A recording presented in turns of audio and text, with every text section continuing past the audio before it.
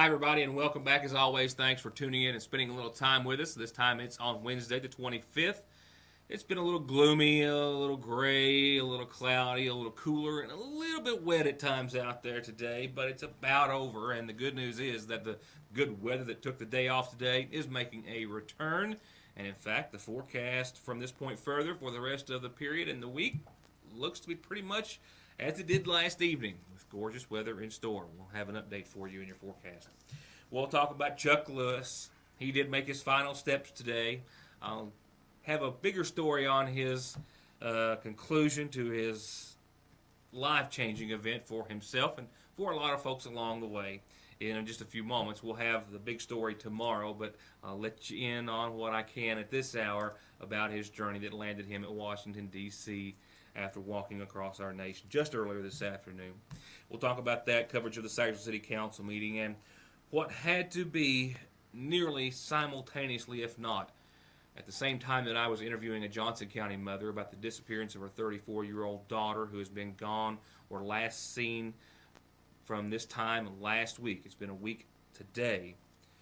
A small search party of friends and family discovered a body just off of Route 80 that they have officially, or they have tentatively, I should say, identified as that of Christina Barnett. Strange turn of events. I'll tell you what we know at this hour and much more on that and other topics in just a few moments. Little else will be discussed as far as different reports this evening, but we will talk about postage stamps. Mailing a letter is going to cost you 3 cents more, getting closer to 50 cents all the time, 49 cents right now, starting in January, under a proposal issued today by the U.S. Postal Service. The price of sending a postcard would also go up to 34 cents. The rate hikes are expected to raise $2 billion for the still much cash-strapped Postal Service, which must first get approval of its regulatory panel, Postal Regulatory Commission, before it can raise prices over the rate of inflation. Now, the Postal Service Board of Governors Chairman Mickey Barnett says that of the options currently available to the Postal Service to align costs and revenues, increasing postage prices is a last resort that reflects extreme financial challenges. All this in light of the fact that the agency says that it lost $740 million in the 3 months that ended June the 30th. During the same period last year, a loss of $5.2 billion. And so far, the Postal Service has lost $3.9 billion in the current fiscal year. Now, in all of 2012, they went into the red to the tune of $16 billion. One of our top stories tonight does include that of a body that was found in Knott County off Route 80 earlier this afternoon. What, to me, had to be nearly at the exact same time or very near to it that I was interviewing a Johnson County mother about the disappearance of her 34-year-old daughter, who was last seen a week ago. Christina Barnett was last seen a week ago today with a male acquaintance that her family says she had met on the internet and had been seeing for a significant amount of time. It was a road trip for the day or afternoon from Johnson County to London and back. She didn't show up that night or the following day. That's when her mother really became worried. She called the individual that Christina was supposed to have been with. He said that there was an argument between the two and that she had gotten out at the BP station in Hazard, and that was the last time he had seen her. She's had no contact with her family since. They've been organizing small search parties, and today I spoke with Donna Hale, Christina's mother, via a telephone conversation that you're about to hear, in which she tells me that they were trying to organize a larger and more diversified search and party to search Route 80, walking along Route 80 from Johnson County all the way to Hazard and even London, trying to find where their lost loved one may be. She left September 18th, last Wednesday, around 1 o'clock in the afternoon, with a man that she had met on the internet, that she had been seeing for months. He made it home, she didn't. We haven't seen or heard from her since. Her phone goes straight to voicemail. There's been no activity on her phone. The state police are involved in it, and they're searching. We've looked, family members have searched multiple days on the route from Hazard to here, well, actually from London to here, because The last known sighting of her was at Hazard at Eddie Campbell's VP on Route 80 and 46. So that's where we've concentrated the search. But no word yet. As far as your search efforts are concerned, that's a great deal of ground to cover. How are you guys attempting to do that, and do you have any hopes of continuing? Well, we're trying to continue. Today, my daughter is out with two of my neighbors, and that's how small our search is right now. That's really what I need. I need a large grouped search, a large group. Is this unlike Christina to have gone for a week? Oh, this is so unlike Christina. She would not go a day without calling me. If she was going to be late, she would call me. I knew the next morning that something was wrong because she hadn't called. I couldn't reach her. Christina is not like that. She was taking care of me after surgery. She wouldn't have left me like this. She just wouldn't have. She took care of not only me, she helped take care of the house, my two grandchildren that I'm raising. I mean, she knew how much she was needed here. She would not have done this. Now, up to the point of that interview, Fred Messer of the Hazard BP, Donna tells me, was an eyewitness that she had spoken to, and he had spoken to police. And he recalled seeing Christina last Wednesday in the pickup truck that she was supposed to have been in with the friend that she had met over the internet. He says that he could, upon being questioned by the Kentucky State Police, recall seeing her. He also saw her exit the truck, go towards the back of the vehicle, and get back in, and then the vehicle left with both individuals inside. He also recalled seeing her boots with the door open to the passenger side of the vehicle for a period of time before she had exited. Now, this is the same BP that the so far unidentified male said that he left Barnett at. And meanwhile, today, a search party, the same small search party of family and neighbors that Donna referred to just a moment ago, while searching along Route 80 in Knott County, one individual, one of the men with the party, identified by family as David Fairchild, noticed buzzards circling the area, a gravel road leading off of Route 80. From there, the buzzards led to an odor to a knockdown path of weeds. That led to a garbage pile where the family has, and only family and not authorities, have identified the body as of this woman, 34-year-old Christina Barnett, still wearing the boots that were described by the eyewitness. Also, they said that she appeared to have been burned to parts of her body and her head, and appeared to have been hidden underneath a pile of garbage and debris. Obviously, this has been a major turn of events in the case and for the family. We'll be gathering more information, and of course, police and authorities will have to make a positive identification. But at this hour, family themselves say that they are most definitely sure that indeed they have found their lost friend and loved one. As far as the investigation is concerned, as I mentioned to or referred to in that interview with Donna Hale just a few moments ago, they say that there is a person of interest in the case, that the police, as we are told unofficially, have also impounded a pickup truck believed to be possibly related to the case over the course of the past several days, and that they are still continuing to investigate just who may have claimed the life of what appears to be this young Johnson County woman.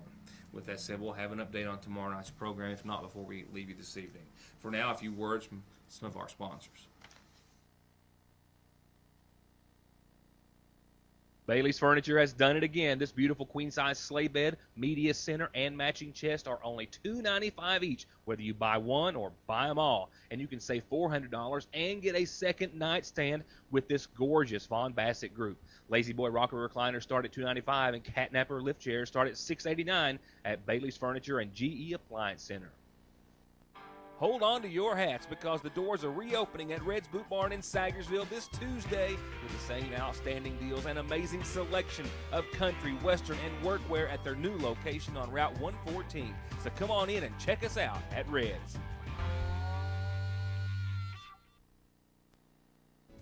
Sagersville Nursing and Rehabilitation Center is proud to announce the newest members of our family, Administrator Lane Jones and our full-time chaplain Mark Campbell and volunteer Richard Green, new faces with the same sincere desire as these, to assist you and your family with short-term rehabilitation solutions or long-term nursing care needs, close to home and those that you love.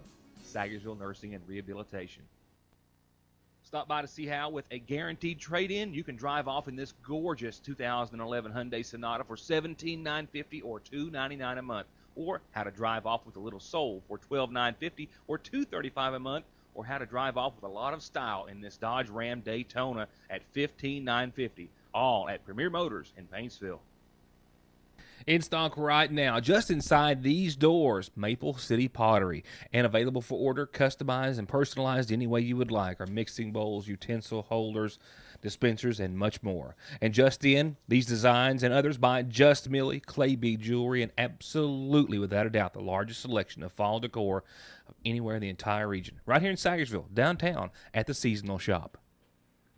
At the end of every race, Mark Martin hangs up his driving gloves. He hangs up his fire suit. And he hangs up his helmet.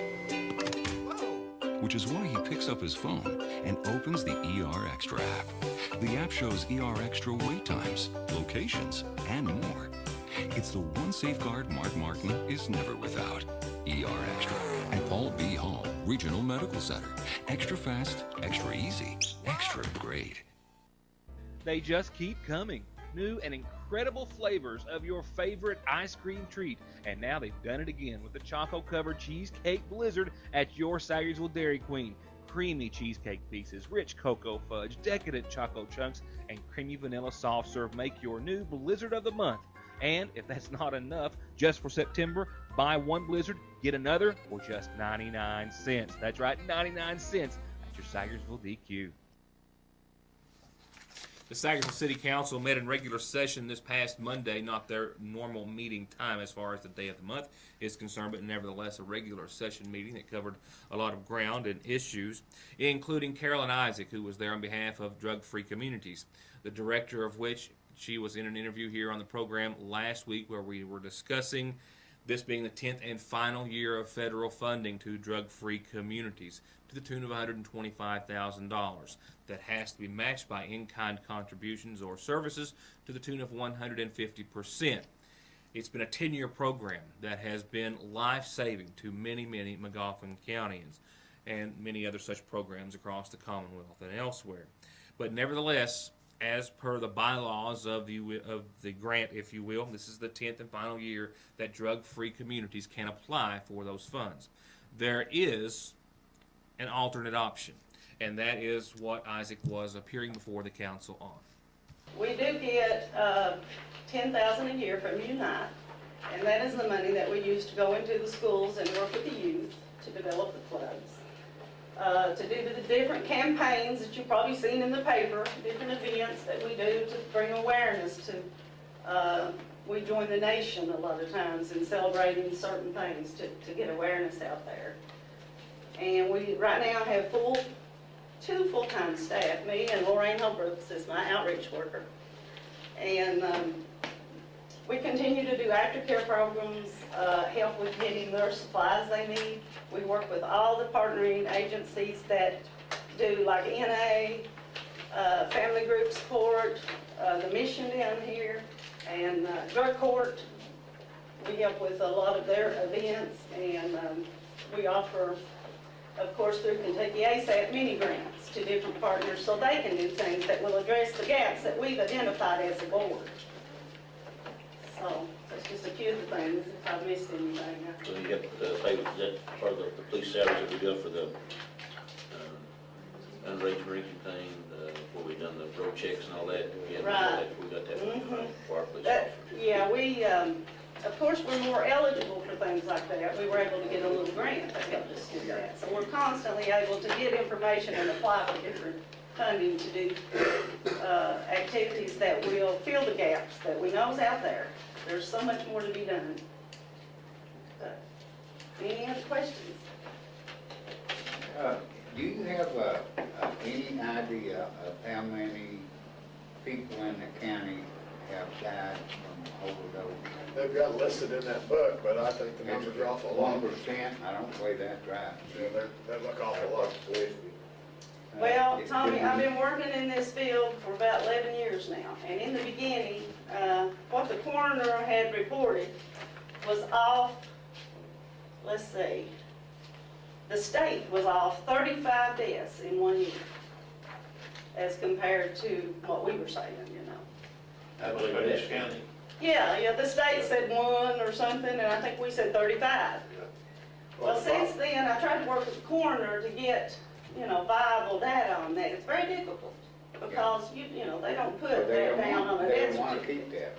But I think that would be a very important selling factor to the state or to anybody that you would be trying to get money from, That's to right. show how many deaths in our county is related to drugs. And you know it'd be more than any of the other counties. Well, a lot of the time, though, they load them up and take them to Paintsville and declare them dead in Johnson County, and they don't even mark anything down here. And I agree with you. I think that it might open some people's eyes to realize how many people have died as a result of the drug abuse.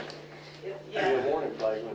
Mark said he don't, that's one of the reasons he don't keep up with it, because if you're taking the Paintsville, Prestonburg, and then they count it in their county, not us. So we lose it. Yeah. We gotta do something. I mean, I commend you for the work that you guys do. You do a hard job. I understand that all the counties around us have the same problem, because the coroners cannot keep up with it. Well, not exactly death, they have to do what, respiratory distress or something like Right, that. They heart can't put attack. down, they can't put down drug overdose, it's what caused the death, like heart Exactly. attack, respiratory arrest, stuff like that. For the Isaac says there are numbers and evidence to suggest that the efforts put forth by drug-free communities have definitely made a difference, especially among a great deal of our youth. But this 10-year stipend of federal funds is winding down. However, there is an alternate solution that would require some partnership among another entity or entities such as local government in order to reapply and begin another phase of funding. Your thoughts, the drug-free communities money is still available. It is very competitive, sometimes difficult to get, but it cannot be awarded to Magoffin County only. It can be awarded if it were to be expanded, maybe to another neighboring county that's having issues that they haven't addressed quite as well as we have. And we could go into those counties and help them to do some of the same things that we've been doing. And then the other thing is it has to be a government agency, such as the city or the county government, that would apply for the funds, because the health department is no longer eligible. So, there's also other agencies in the county that could apply for these funds. And again, this isn't about sustaining my salary, it's about sustaining the work. And I know the REACH agency would be eligible to apply, and they could do a similar work in Magoffin County and expand it to another county. However, they would need an official government agency to head that up, to apply for the grant, to do the fiscal management of the funding. So as the new year starts October 1, we have 1 more year. And as the grants come available again, it's usually April. So I really want you all to strongly think about some of these issues and perhaps the way we need to go to try. From that point further, Mayor Pete Shepard went on to other business after the presentation, and consideration promised to be given on behalf of himself and the council on Isaac's proposal. Mayor Shepard informed the council that with the new state requirement for the city to have an electrical and building inspector, as similar to with the Magoffin County Fiscal Court that I've already covered on a couple of occasions, he was recommending that the city utilize the same electrical inspector as the county, that being Haskellett. The council agreed to Mr. Gullett serving in that position. Shepard stated that no recommendations for building inspector had been offered at the time, and the issue would be looked at a later date. The second and final vote on the budget ordinance for the fiscal year 2013 and 14 was passed with unanimous vote and little discussion. The tax rate for this coming year for the city remains unchanged from last, as did the Magoffin County Fiscal Court tax rates left the same, so all property tax rates will be the same this year as last. Turning to the mayor's report towards the latter part of the session, Shepard said concrete work for sidewalks in the downtown area and city limits was proceeding. They had 5 bids submitted to consider and go over. In the issue of blacktopping, Shepard said that too would soon start, with the fire department lot and the Sagersville Fire Department being the first thing on the list at a cost of around $18,000. And he went on to talk about the success of Founders Day, and then, it's going to be here before you know it, he also discussed setting a date for Trick or Treat. This again, guys worked real hard, and we've got all the garbage and things done with that, so the next thing will be, we need, it's not on the agenda in the mayor's report, but Halloween this year, we kind of wait till the meeting, and then it's already here so early, and everybody's already calling what the noise is going to be. Halloween is on a Thursday, and I think it's on the 31st, right? Like I said, that Thursday during the week. Sounds good to me. I don't like having it on the weekends. They school the next day? Yeah, but the school always dresses up, stuff like that. If you have it on Friday night, then it gets it. So, Thursday night, Thursday. 31st? 31st. And that way the schools get all their parties and all that stuff to do.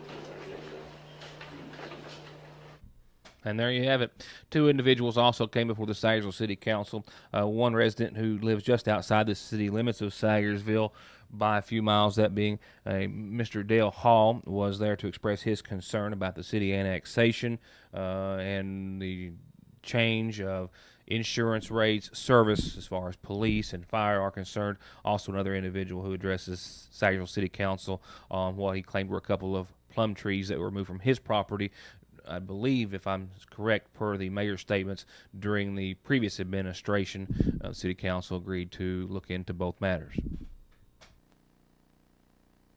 More top stories to come right now. Announcements on tonight's community calendar.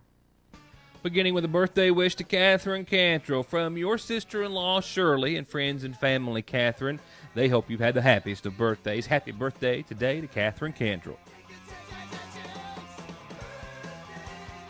The Sagersville Grade School Advisory Council has a meeting set for tomorrow, 1:30, in the school's conference room. That's on the first floor, next to the office. North Magoffin Elementary Site-Based Council meets in a special called meeting. This meeting tomorrow, 4 o'clock, in the school's conference room. Everyone is invited to attend. And the North Magoffin Fire Department has its annual hog roast, soup bean dinner, and auction this Saturday at noon at the shelter on top of the improvement in Rock House Hill off 364 in front of the Rock House Liberty Church. Serving dinner at noon throughout the evening. The auction starts at 2. Live entertainment at noon as well. $6 is all for the dinner. Kids 12 and under get in for $0. The dinner is going to be roasted ham and soup bean dinner with beverages, also having hot dogs, corn dogs, loaded fries, and a lot more. If you got any questions, call 349-7777. The Community Freewill Baptist Church on 40, 2 miles out of Sagersville, they're having a big one-day yard sale next Tuesday, which is also the first day of October. They'll start at 8 o'clock that morning with a whole lot of stuff to sell. A benefit has been organized in honor of Jimmy Porter. It's going to be at the Lloyd M. Hall Community Center on Sunday, October the 13th. Between now and the 11th of October, though, they're taking donations, and your support would be greatly appreciated. Jimmy has been fighting now with his second battle of prostate cancer since May of last year, and he recently had to take a layoff from work because of his illness being so severe, and doctors have been tending to him, and that, of course, could be offset by some funds that you could hopefully help raise. Turning Grounds performing. Baked goods and all kinds of yummy food will be there. An auction as well. If you can support, please call Brittany or Jeremy at the numbers in the bottom of your screen.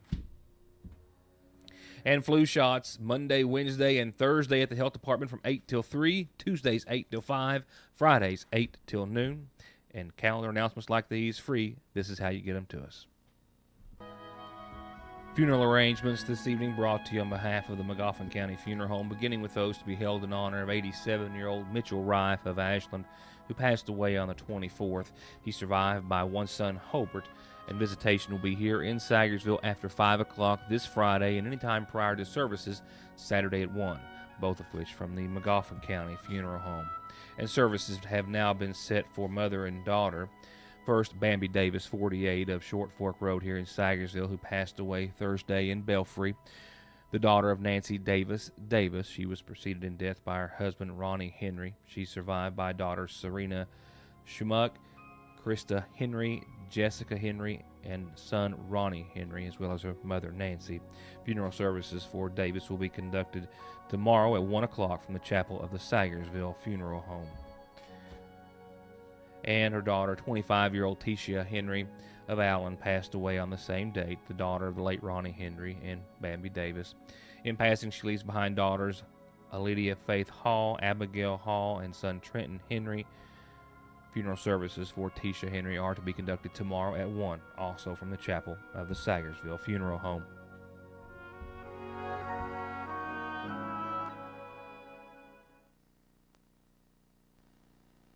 Hi, I'm Don McFarland. I am an attorney in Sagersville, Kentucky, and I'm here to serve you and meet your legal needs.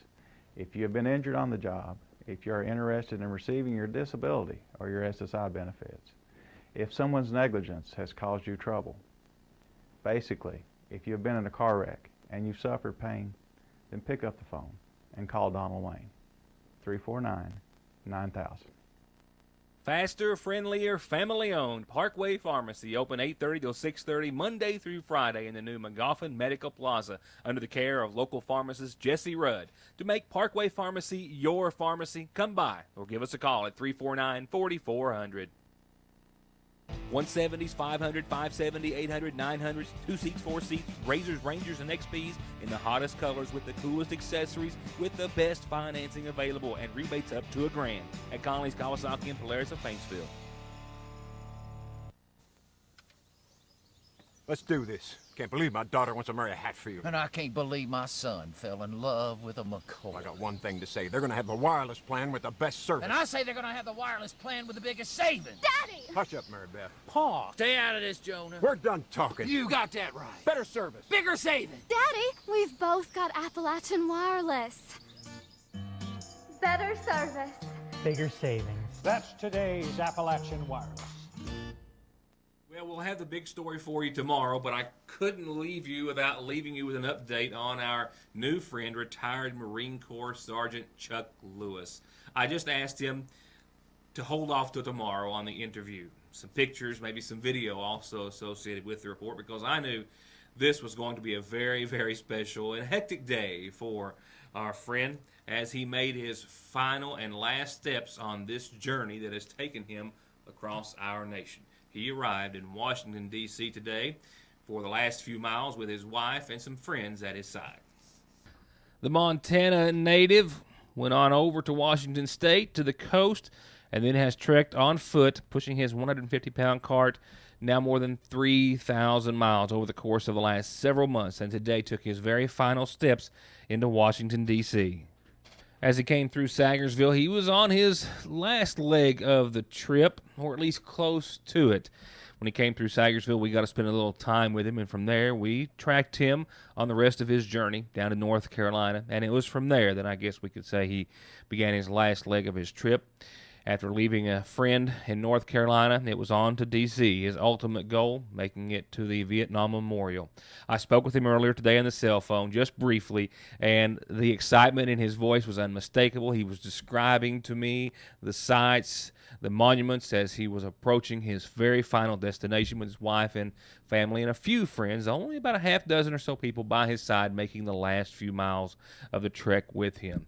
So we told him just to wait. We'll check in with him tomorrow once he's had time to decompress, whatever you can decompress from a trip like that in 24 hours. And we'll have an interview with him tomorrow. We've got some pictures and some video also coming, but just to let you know, Chuck has made it to his final destination for this journey. We can only wonder what our newfound friend has in store next. Now, speaking of what's in store for us next, there's a segue for you. How about your forecast? Where, well, I think I've already said it a couple of times. One more time, the beautiful weather that's been spoiling us took the day off. We topped out at 73 degrees here at the newsroom, only briefly. For the most part, we hovered right around 70 degrees under cloudy skies and a little bit of light rain. Well, tonight we'll see a low of 55 under mostly cloudy skies, and we still have a lingering chance of some more of those light showers out there, but nothing severe and nothing that's going to stand in the way of tomorrow's forecast. It's back to beautiful we go. Mostly sunny skies. It might be a little slow start getting there, but mostly sunny skies. A high of 77, a low of 50 under clear skies tomorrow night. And the rest of your work week just gets better. 78, sunny and clear. 51 for your low on Friday. And how about a beautiful weekend? Is that what you'd like? Here it is. 79 and full of sunshine above for Saturday.